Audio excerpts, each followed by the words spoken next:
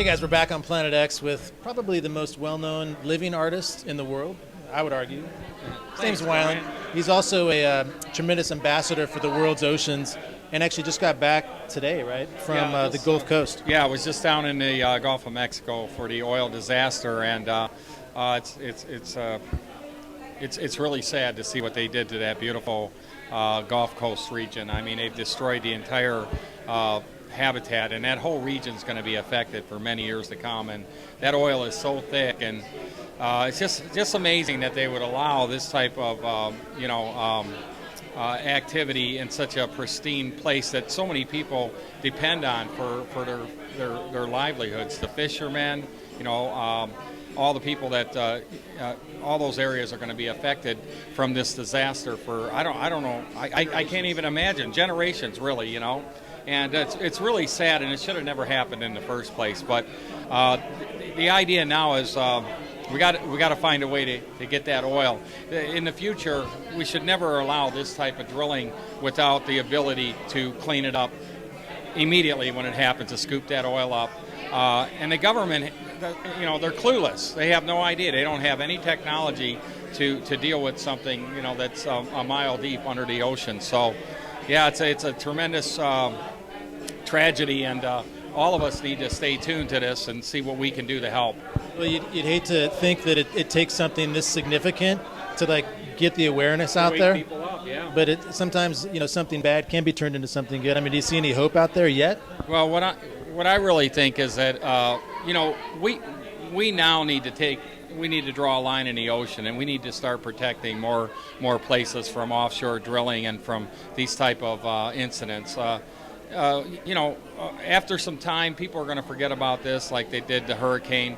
But this is the second major event in New Orleans. 5 years ago, almost to the week, they had the hurricane. And that was devastating to that region. But this is going to be even worse. The oil's starting to spread out all over the Gulf region, and it's already getting into the Florida Keys now. I just called my friends in Key West. They're getting oil up on the beaches there. And one of the most threatened species is the tourist. And believe it or not, that doesn't sound like much, but that threatens the economy in an already shaky, a critical time where we're in a recession. So, you couldn't have a worse thing happen. But what happened was the oil companies are acting like they own the Gulf of Mexico. The people, we Americans, we own all these beautiful places, and it's up to us to make sure that we never allow this to happen. And now it's going to take a monumental effort, not only by the oil companies and the government. All of us are going to have to throw in together to make sure that we can clean this mess up. And so a lot of the, Dr. Sylvia Earle, Bob Ballard, a lot of the big names in sort of underwater exploration. Absolutely. Is there anything that they can do to sort of help out? Brian, I called Sylvia Earle on the way from New Orleans to kind of the place where everybody's launching out into the Gulf to try to bring this effort to clean up this oil. And it's a little town called Venice, Louisiana. And I called Sylvia Earle, the premier marine biologist on the planet. I said, Sylvia, is there any message I can give? I'm going to be on the front line here.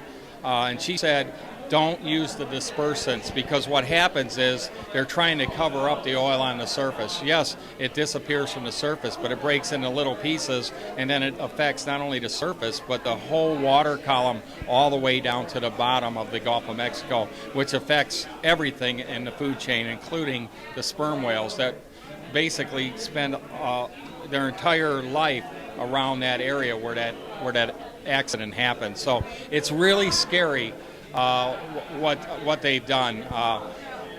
It's to be seen how many animals are going to be affected, but virtually every piece of life in the Gulf of Mexico will be affected by this incident.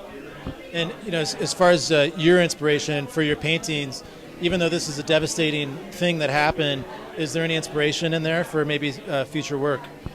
Well, I've been diving in Flower Gardens, which is a national marine sanctuary in the Gulf of Mexico, and that water is so beautiful and pristine, and its habitat from so many different fish that we eat and depend on, and shrimp, and of course now the oil is getting into the wetlands, it's getting into the saltwater marshes, and that is really the nurseries for all these small fish. So it's going to upset the entire food chain across the board. So it's decimated that whole region, and that's going to have a huge effect. As far as my art, my art is about celebrating the beauty of the ocean, and I always focus on the water planet, and not only salt water, but now knowing that to protect the oceans and the reefs, we need to think about what we're doing to our lakes and our reefs and our freshwater systems. So my art's really expanding, but it's always been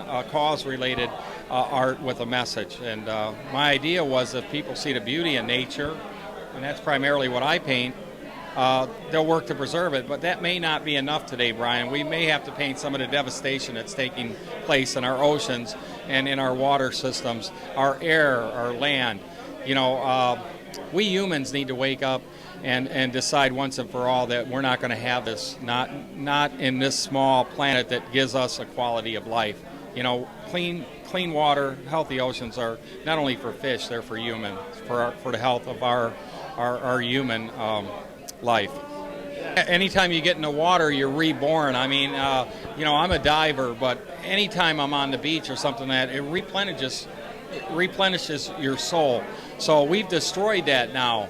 So is this going to be the final wake-up call for this generation to say enough is enough?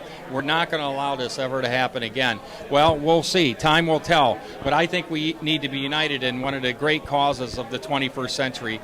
This should be an environmental renaissance. We need a sea change. We need to change the way they do things in Washington, and we need a world united for the quality of health of the oceans and all water on the water planet. So I hope you guys will stay involved and do your part, but don't stand by and let big oil companies dictate what they're going to do to our national treasures. It's not fair. This is the greatest time in history really to be alive, because we have a 10-year window to really change all the negative things that we've been doing to our planet. So this is the time to get involved, folks. So Brian? Another thing you can do is check out WYLAND.foundation.org. A lot of great stuff up there as far as for teachers and students and whatnot to learn more about the oceans and get more involved.